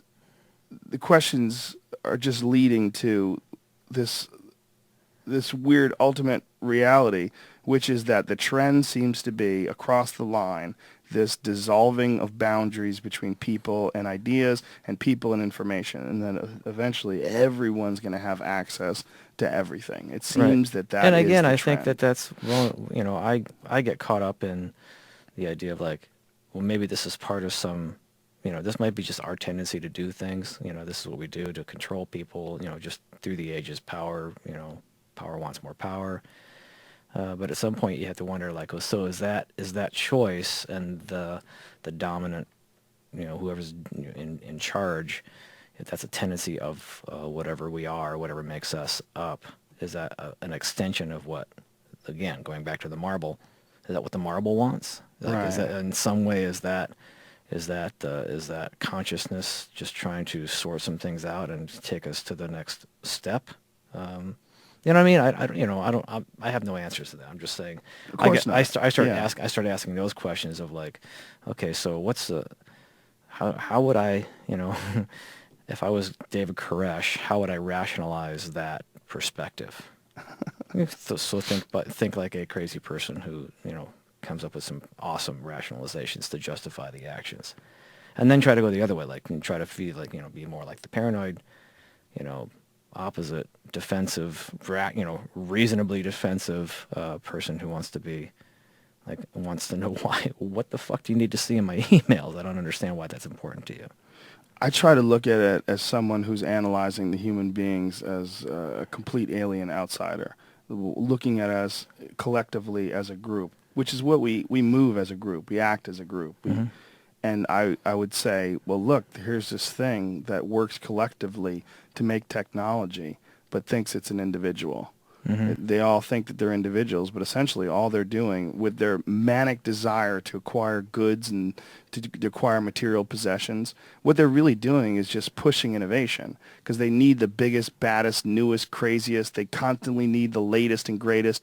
They're pushing for these innovations, and these innovations are constantly within 3, 4, 5 months. The exponential increase of these things is making every new step far more powerful than any step before it, and it's happening faster and faster and faster. It's happening exponentially, and I don't even think the creatures even realize they're doing it. The periods, as McKenna had put it, the periods between novelty and normality are it's like a hum now. It's not even a peak and valley anymore. Yeah, McKenna described it as a funnel. That if you spun a quarter around the top of the funnel, it would take a long time to go all the way around the circle. Right. But as it gets lower and lower, it's getting faster and faster and faster and faster until it reaches what he thought would be a point of ultimate novelty. But he thought it was going to be December 21st, 2012. But I think he's a dude. He's a guy. Right. At the end of the day, as brilliant as he was, as fantastic as his mind was, he's still just a person with an idea. And, we grab ideas sometimes and ride those bitches right into the rocks. But, if you look at those beautiful chaos equations that kind of make those cool kind of paisley-looking things, but you look really close and you see like, the detail becomes fractals, Mandelbrot set. Yeah.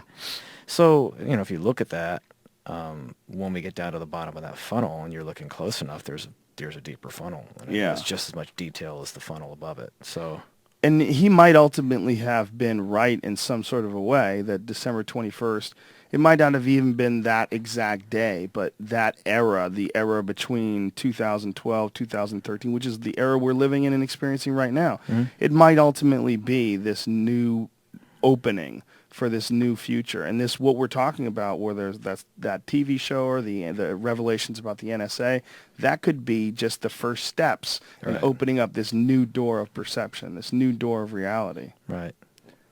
Yeah, we're living in strange times, man. Yeah, totally. Yeah, it makes a person, when I'm trying to write songs or trying to make this wine or doing whatever, writing, doing comedy bits or whatever, it almost makes it feel weird. You almost feel kind of in an odd, like, self-conscious way of like, what am I doing? Like, you go to a show and you see like the dude up there dancing around in front of the people that are like watching him dance around, and look at you dancing around. It just feels so fucking weird. Yeah. Like, it's such a weird relationship of like such a show and tell kindergarten thing, and when you say a word enough times it sounds weird. Yeah. That, when I look at that and I think about it like that, like repeating the word to the point where it doesn't make any sense anymore, that thing just seems so strange, standing so. And I'm going to imagine, like most people at some point in their career, whatever it is they're doing, they all of a sudden kind of go, what the fuck am I doing? What is this? What is this thing I'm doing? Yeah, if you're like paying too close attention to ballet, if you're locking into a ballet, you can enjoy it if you're in the moment and you're just appreciating the movements. But if you look at it too closely, then you start to step back and pull back and look at it in the perspective of this planet spinning 1,000 miles an hour in a circle around this gigantic nuclear explosion. And you're like, look at this asshole in tights, just throwing his body through the air. This is so Yeah. preposterous. Yeah. Like, why does anybody give a fuck whether or not you can sing the words to your play? Right. You know, my wife was taking Spanish or Italian, rather, and one of the things that she did in her class was they took everyone to an opera. So we went to an opera, and so we're sitting there with the rest of the people in her Italian class watching this opera. I'm like, this has got to be one of the dumbest fucking ways to entertain people I've ever seen in my life. You're singing in this language that nobody understands. Everything is like, everyone falls in love immediately, so I can't buy it. Right. You know, there's no reason why these people are in love with each other so quickly. Like this, Right. they're ready to die. Like, this is preposterous. Like, this is made in an era when people didn't have books. Like, they didn't. Right. They bought into this because they were dumb as shit. But yet here we are. You know, 21st century. Yeah, and it seems absurd, as it would if anybody coming here from some different galaxy walking in and seeing, a stand-up comic or Yeah. or a band playing on a stage, or a person like getting up so early in the morning to to make bread. I know that's food. I guess that makes more sense. But How like, about to make wine? yeah, I mean, you always kind of take it out of perspective. Like, somebody comes to this culture, and then there's this thing where you stick rocks in your ear, and that's like this thing you do. And there's like, oh, there's better rocks than other rocks that you stick in your ear, and then people start stumbling around and falling, bumping into a wall. Like, okay, so you pick up a rock and you put it in your ear, and there's different kinds of rocks that feel different and give you different effects. And there's certain rocks that are really expensive, and some that you can just pick up and stick in your ear. But you just basically bump into a wall afterwards, and that's cool, right? Yeah. Okay. There you have it. Good luck. Yeah. Yeah. It just Yeah. seems so absurd when It you kind of take the words and replace them with other objects or things. Wine, food. I mean, food is food, but like singing a song. Yeah, and there's some things that to the people that participate in them are life itself. It's almost, one of the things that I do, I've done since I was a young man is play pool. I play I played in tournaments, and I play like at a just below professional level. And to You're a people that shark. play pool, no, that's a weird word that only gets used it only gets used outside of pool. Shark actually in pool is a negative term, meaning someone who distracts you while you're shooting. They try to shark you. Okay. Like, if you were shooting, I was like, wait, come on, man, you ain't going to make this shot. If I was fucking with you while you were shooting, that's called sharking someone. Okay. It's actually poor form, and it never happens in tournaments with the highest level guys. They never do that. But my point was that to the people in that world, pool's everything. I mean, to watch the great matches from going from tournament to tournament, nowadays they're watching them streaming on the internet, whether it's through pay-per-view venues or whether it's through some people set up cameras at various tournaments. But to a person who has no connection to that world, it's idiotic. You're watching these fools. The table never changes. The 6 holes remain in the exact same spots. And it's just about which way the balls roll around. Like, who gives a fuck? Right. Nothing changes outside that table. I mean, this is the microcosm of microcosms, man. I mean, it's a fucking table. Right. It doesn't even move. It's level. It doesn't even move. It's just a matter of balls colliding, and that interests you. Right. But to the people that are involved in it, it's everything. Or a person who goes through that kind of process of self-discovery. You did something and that went in the hole you wanted it to go in, and you've had that positive reinforcement and that encouragement from that from that behavior. Then you follow it more because like you got some kind of accolades either from yourself or from someone around you, so you start pursuing that thing, and it has more about your ego developing in terms of like the praise that you got for doing that thing. Yeah.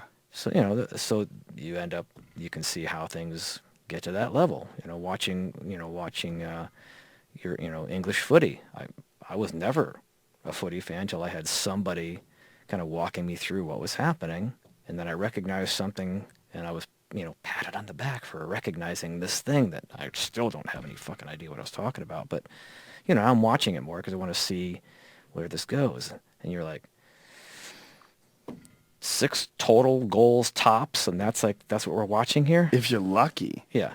But, at the same time, now that I've got sucked into the rabbit hole, I completely enjoy what that is. And there's entire, there's probably a bunch of English dudes right now outside of the studio ready to kick my ass for even mentioning that might not be something that's interesting. There's like a fury that goes Well, at least you along didn't with call that. it soccer. I did not do that. No, Yeah. I would not go that. They'll fucking scream at you. It was football before football. They have a point. They do have a point. But yeah, it's that same thing. It's like that seeking higher truth in whatever discipline it is, whether it's the discipline of football or winemaking or music making or jokes or jujitsu. Those microcosms, those worlds that exist sort of wholly on their own and are very difficult to appreciate by people standing outside of them. It's a very fascinating aspect of human being. When are you touring right now? Like what's Just got done with Harvest. Doing a lot of writing, training jiu-jitsu. Well, I was till I hurt my hand. So you say you sprained it, you think? I had my fell on it. Well, me. I was going the wrong way. It's totally my fault. I was going the wrong way, pushing the wrong way, and I had my hand out the wrong way, and he went the other way, and like his whole body like landed on my hand. It went. I could hear like popcorn. Did you get an MRI or anything? This happened 4 hours ago. Doesn't look that bad. Yeah. I think you'd be okay. Yeah, I see some swelling. Yeah. So I had the poor guy on the plane. I'm like using a puke bag to go, can I get some ice? I'm like icing my arm on the plane coming here. Do you think the bone's cracked? I don't know. I have no idea. I had to come do this fucking podcast instead of go to the Dude, I doctor. hear you, man. I know what it's like. I got to get up in 4 hours and go to the airport. Well, I mean, the good news is I'm getting a tattoo, some tattoo work on me. So I'm actually kind of out of the training game for a minimum of like a week or so anyway, because I gotta let the thing heal. Now, that's another art form that over the last, say, 2-3 decades has really come into its own in a very strange way that didn't really exist before. Right. And again, when you step back from it, you go, what are you doing? You're drawing on yourself. What the fuck's your problem? Go fucking just get a pad of paper and just, draw a little bit on it, and then when you don't like it, you draw another one. But no, but then I get caught up in the just the art of tattooing. And like you said, it's come so far, and just people are so passionate about it and do such good work now. It's no longer, Tasmanian devils and shit. It's for real. Yeah, I've had both of my sleeves done by the same guy, Aaron Delavadova from Guru Tattoo in San Diego. And Guru Tattoo is one of those cool shops where they're all artists, they're all creating these weird pieces of art when they're not painting. They're doing, when they're not doing tattoos, they're painting. When they're not painting, they're doing, some guys sculpt, some guys, they're fucking around constantly. And this is just one more medium that they express themselves in. Right. But the medium of tattooing, I mean, there was the tattoos of, the 1950s and the 1960s, and they have no relation to what is being done today. Well, in the U.S., yes. 50s tattoos, you always had the Japanese Yeah. tattooing that's just like insane, beautiful stuff. Insane, beautiful, and ridiculously fucking painful because they're doing that tapping way. I think Tara Patrick had her whole arm done that way. She's like this huge Japanese sleeve. I'm pretty sure she had it done the traditional way, like the full. I don't know what the word is that they do it. It's funny when you go to Japan, you can't show your tattoos. I was at a gym. Robe. I was in the gym. Yeah, they made me cover up. They told me I have to go back to my room and put a long sleeve shirt on, and I couldn't train. Because you're a fucking derelict. Yeah, I tried to let them know I'm not. Yeah, that's her tattoo there. I'm pretty sure that's done the traditional way, or at least part of it is. Yeah, in the Japanese culture, that's not a good thing. That's No. It's bad. That's the Yakuza, and it's really interesting because they're the ones who created such beautiful, these beautiful full piece body designs like that, those body suits that are actually just one long flowing piece of art. That's the origin of that, but not respected in the country where it came from. It's funny. Yeah. It's kind of I fucked. got jumped. Please. So sorry, please. Like, What did they do? Maybe put the robe on. I had to put like sweatpants on and a top to be in the gym. Where were you in Japan? Which part? I think that was in Tokyo. Yeah, that's where I was too. They were not having it. Mm-mm. It's if you have anything on your neck, you have to wear a turtleneck. Like if you have tattoos on your neck, like it's much more discriminatory than it is in America. Politely discriminatory. Yeah, they're very polite. Very polite about it. Well, they're so polite in such a strange way. It's a really interesting culture. And we went there pretty shortly after Fukushima, where there was this weird feeling of distrust for the government's assessment of the damage and the dangers. And we had this long conversation with this taxi driver because he had to drive us from the venue all the way down to Tokyo, and it was about an hour's drive. And so he spoke pretty good English, and he was saying that for the first time, people are openly starting to question whether or not the government's being honest with them about whether or not they can eat vegetables, whether or not their ground is radioactive and their fish are edible. Right, and I would have to agree with that. That's starting to happen. Yeah, that's a scary fucking thing, isn't it? Mm-hmm. They might have ruined their country. Oh.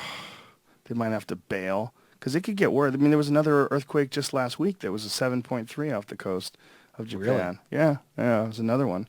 Didn't cause a tsunami, but it could have. I mean, Right. all it takes is the plates go this way instead of that way, and then whoosh, the water's coming. Yeah.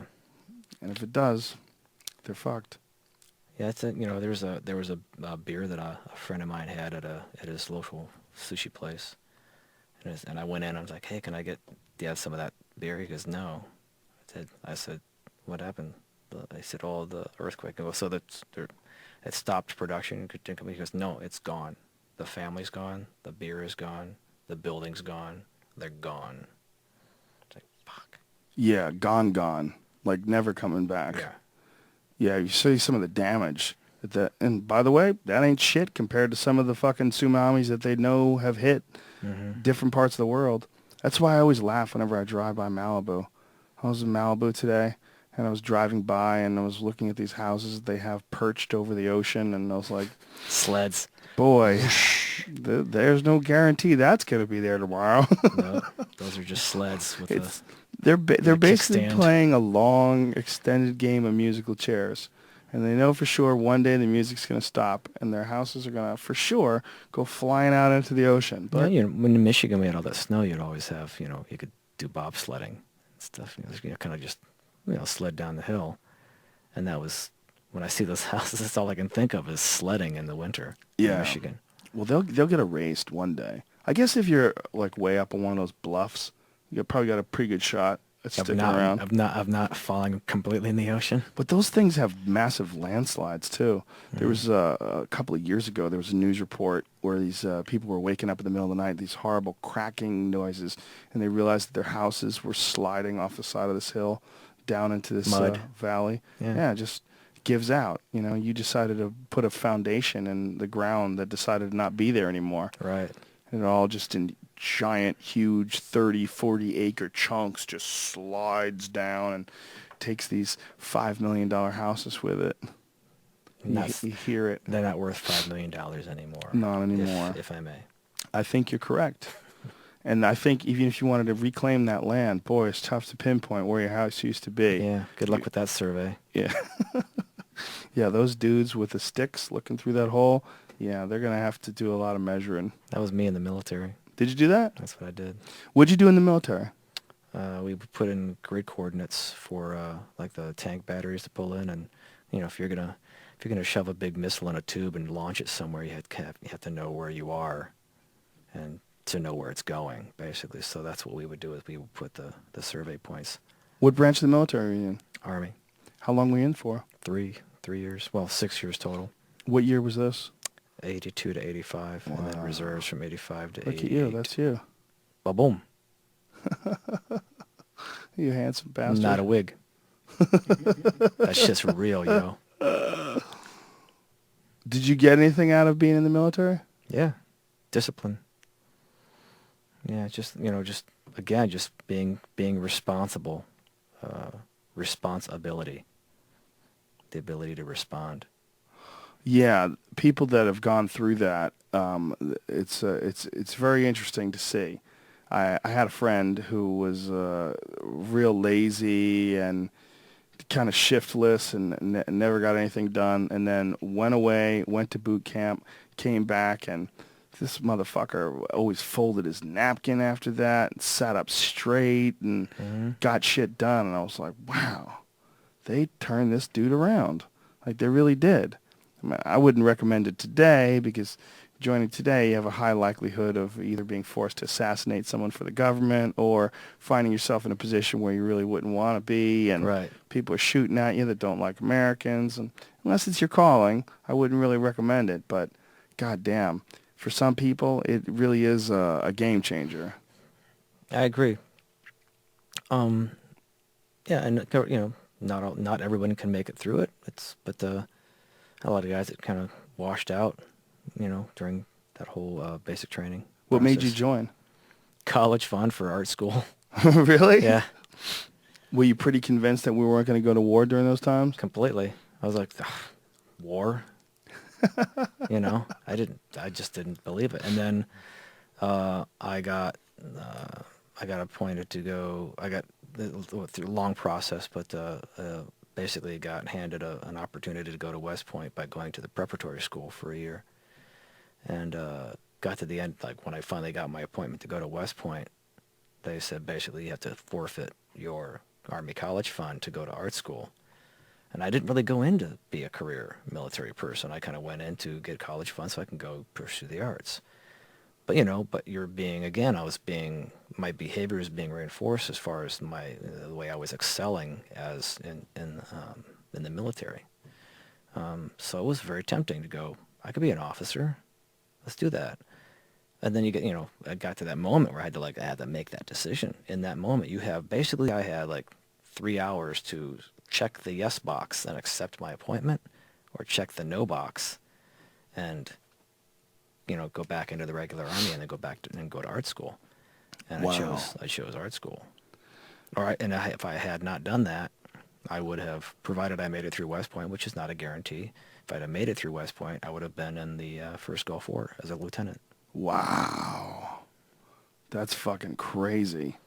Gulf War I, I think they call it. I had a friend he's a cop, and he was in the Army Reserve for 20 years and had less than a month to go till he was out for 20 years, and they shipped him to Iraq for a year and a half. Come again? Yeah, he was in the reserves. In the reserves during the Iraq War, after I heard September about this 11th, kind of stuff. they just started sending people over there. You were under contract. That's it. It didn't matter if you had a month to go. During that month, you were assigned a year and a half tour of Iraq. And he went not just once. Came back, and they sent him again. They sent him twice. He did 3 years in Iraq when he had less than a month to go. Damn. And there was nothing he could do about it. His whole life was thrown into chaos. His relationship, his job, his everything gone. Yep. Sorry, you live in Iraq now. You're over there. You're a soldier. I mean, it's a fascinating thing to watch. Like, Well, at least he take made it your out freedom. alive. He so- got lucky. Yeah, he came back different though. I'll tell you that. He came back. You could tell he had seen some shit. There's no avoiding that. I mean, he saw combat duty and wasn't planning on it. So thought he was getting out. Thought he was going home. Thought reserve meant reserve. Thought 30 days meant 30 days. Nope. No, it means 2 1.5 year tours, or at least all in total, somewhere around 3 years. Do you like the beach? Well, we don't have water, but we got sand. Yeah, I don't know. I guess there's good to be gotten from almost everything. Mm-hmm. But for you, at least it was a positive I experience. dodged, quite metaphorically and literally dodged a bullet. Yeah. Wow. That must be something you think about often. But I could see how I could have excelled at that and done well done my part in that setting. I have an aptitude for it, and a lot of my friends are law enforcement and military, so I get along with them well. I also have all my crazy liberal friends that I get along with well. So I think it just would have been, if it was a path that I would have chosen, I would have just done whatever I could do with it. The law enforcement friends, I bet, understand your friendship with the crazy hippies and liberals more than the crazy liberals understand your relationships with law enforcement people. Absolutely. Isn't that funny? Yeah. Yeah.